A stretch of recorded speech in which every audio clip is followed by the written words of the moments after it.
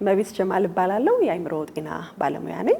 ራስ ማጥፋት 90-80% ከአእምሮ መታወክ ጋር የሚገናኝ ነው። በዚህ ዘመን በዚህ ሰዓት ላይ በሀገራችን ብቻ ሳይሆን በዓለም በአጠቃላይ ራሳቸውን የሚያጠፉ ሰዎች ቁጥር እጅግ በጣም እየጨመረ ያለበት ጊዜ ላይ ያለ ነው። እንደውም የዓለም ሪከርድን ስናይ በአሁኑ ሰዓት 4ኛውን ደረጃ ይዟል። ከልብ በሽታ፣ ከስኳር፣ ከካንሰር ቀጥሎ ሰዎች የሚሞቱት ራሳቸውን በማጥፋት ነው። ይሄ በጣም የሚያስደነግጥ ቁጥር ነው። ራሳቸውን ከሚያጠፉት ሰዎች ደግሞ በአብዛኛዎቹ ይሄ ቲኔጀር እድሜ ላይ ያሉት ወጣቶች ናቸው። እንግዲህ እስካሁን ያለው ጥናት የሚያሳየው ምንድነው? ይሄ አዶለሰንስ ወይም ወጣትነት የምንለው እድሜ በጣም ሴንሲቲቭ ነው።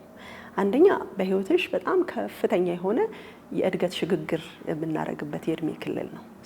የእድገት ሽግግር ሲኖር የሆርሞን ለውጥ አለ። ብሬናችን ላይ የሚከናወኑ የተለያዩ የኬሚካል ለውጦች አሉ። ለምሳሌ አሁን ስናረግዝ ስንወልድ የሚከናወኑ ሆርሞኖች አሉ አይደለ? ይሄን ደስታ የሚያሳጣሽ ዝብርቅርቅ ያለ ስሜት የሚሰማሽ ምናምን አሉና አዶለሰንስ ኤጅ ላይ እነዛ አይነት ስሜቶች የስሜት ውድቀት በጣም በከፍተኛ ሁኔታ ይከሰታል። የሰውነት ለውጥ አለ።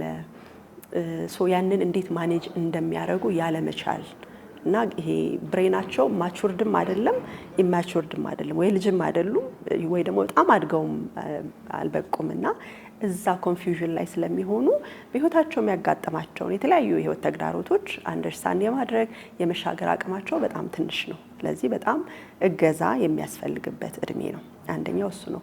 ሁለተኛ በዚህ እድሜ ክልል ያለ አንድ ወጣት ልጅ ከማህበረሰቡ ጋር በጣም ፊቲን ለማድረግ ወይም ራሱን እዛ ጋር ለማስገባት በጣም የሚታገልበት እድሜ ነው።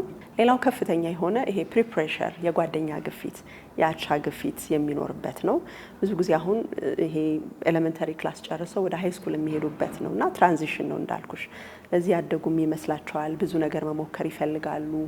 ወደ ሱስ የሚገባበት እድሜ ነው። እነዚህ ሁሉ ነገሮች ተደምረው ከህይወት ጫና ጋር ኮፒንግ ሜካኒዝም ስለሌላቸው የሚያጋጥማቸውን ችግር በራሳቸው መፍታትም ስለማይችሉ ያው ብዙ ጊዜ ሞት መፍትሄ ነው ብሎ የማሰብ ነገር አለ። ማወቅ ነው፣ መወራት አለበት። ኢሹ እኛ አገር ላይ ታቡ ነው። እንደዚህ አይነት ነገር ብዙ ዲስከስ አይደረግም። ኢቭን የአእምሮ ጤና ብለሽ ስታወሪ ብዙ ሰው እንደ ቅንጦት ነው የሚያየው። እንደ ኢትዮጵያ ኢቭን እኛን የሚነካን አይመስለንም። አንዳንድ ጊዜ ኢቭን ከሰለጠነው ዓለም የመጣ አዲስ ነገር ነው የሚመስለን ሜንታል ሄልት ስንል። ይህን በነገሮች ላይ አሜሪካም ሆኜ ያየሁት ነገር ነው። ኢትዮጵያ ማህበረሰብ የእምነት ሀገር ነው ብለን ስለምናስብ ወይም ደግሞ የአእምሮ ጤና መጓደል ማለት ከእምነት መራቅ ብቻ ስለሚመስልን ከሱ ጋር የሚገናኝባቸው የራሱ መንገድ አለ፣ ግን ብቸኛው መንገድ አይደለም።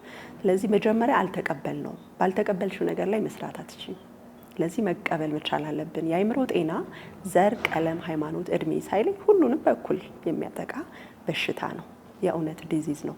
አንጎል የሚባል ኢንቲቲ አለን። እንደ ሰው አንቺ ጨጓራሽ ከታመምሽ ኩላሊትሽ ሊታወክ ከቻለ አንጎልሽ ይታመማል። በተለያየ ምክንያት በስትረስም በራሱ በሌላ በኬሚካል መዛባትም ቢሆን መጀመሪያ እሱን ማወቅና እውቅና መስጠት ያስፈልጋል ብዬ አስባለሁ። ከዛ በተረፈ ደግሞ በሕክምና ማመን ነው ሁለተኛው ነገር። የመጀመሪያው ነገር በህመሙ መኖር አናምንም። ሁለተኛ በቴራፒም በሕክምናም አናምንም። ባለፈው ከአንድ የአእምሮ ጤና ባለሙያ ጋር እያወራሁ ነበርና ምን አይነት አዌርነስ ነው የሚሰጡት? አሁን በየመስጊዱ ላይ በየቤተክርስቲያኑ ላይ ሄደው ይሄ የአእምሮ ጤና ህክምናና መንፈሳዊ ህክምና የሚተጋገዝ ነገር ነው እንጂ የሚገፋፋ ነገር አይደለም። መጀመሪያ ሰው አእምሮ ውስጥ ይሄን ማስረጽ አለበት። ይሄ ሊገባው ይገባል። ሃይማኖት አባቶችም፣ ቴራፒስቶችም፣ ሳይኮሎጂስቱም፣ ማህበረሰቡም፣ መምህሩም፣ ወላጁም በጋራ ሆኖ ሊያክመው የሚገባ ነገር ነው ብዬ አስባለሁ። ሚዲያውም እንደ ሚዲያ ኃላፊነቱን ወስዶ እዚህ ነገር ላይ በደንብ ሰው ያመለካከት ለውጥ እስከሚያመጣ በጣም መሰራት አለበት ብዬ አስባለሁ። እንደዛ ከሆነ በእርግጠኝነት በጣም ብዙ ወጣቶች እንታደጋለን የሚል እምነት አለኝ።